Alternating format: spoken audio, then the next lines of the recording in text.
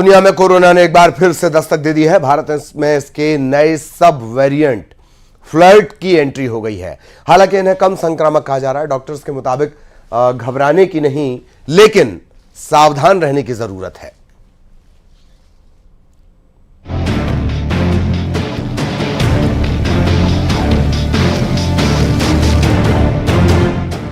आज से 4 साल पहले कोरोना ने पूरी दुनिया को हिलाकर रख दिया था।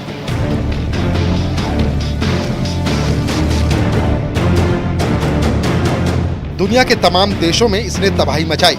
तब से लेकर इसके नए नए वेरिएंट भी सामने आते रहे हैं। एक बार फिर कोरोना का नया सब वेरिएंट देश में एंट्री कर चुका है, जो तेजी से भी फैल रहा है।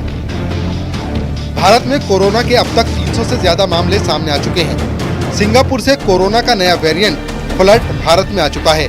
इसमें से ज्यादा केस वेरिएंट KP.1 और KP.2 के हैं।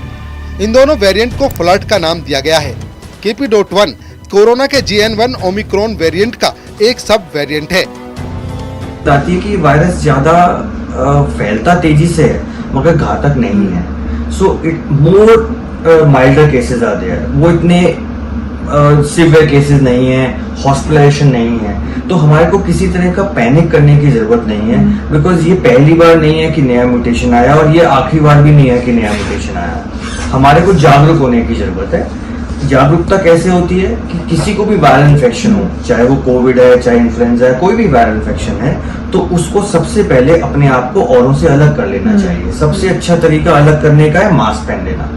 मास्क पहन लेने से हम इन्फेक्शन को स्प्रेड करने से रोकते हैं। तो पहला जो हम लोगों को करना चाहिए, किसी को भी वायरल इन्फेक्शन होता है तो उसको हमें एजुकेट करना है कि आप मास्क पहनिए।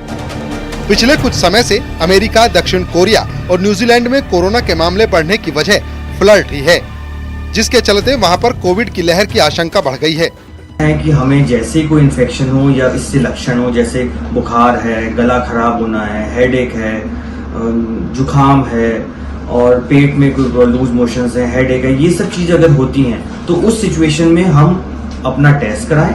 टेस्ट कराने के बाद जो डॉक्टर की सलाह से हमें प्रिकॉशंस लेनी है वो हम लें। पहला इम्पॉर्टेंट चीज होता है कि चेन ऑफ इन्फेक्शन को रोकना और उसके अंदर अपने आप को अलग कर लेना या मास्क पहन लेना सबसे इम्पोर्टेंट चीज है। सिंगापुर में कोरोना की नई लहर आ सकती है, क्योंकि हेल्थ डिपार्टमेंट ने 25,900 से ज्यादा मामले दर्ज किए हैं और ये मामले हर हफ्ते दोगुने हो रहे हैं। अनुमान है कि KP.1 वर्तमान में अमेरिका में लगभग 7.5% नए कोविड मामलों के लिए जिम्मेदार है।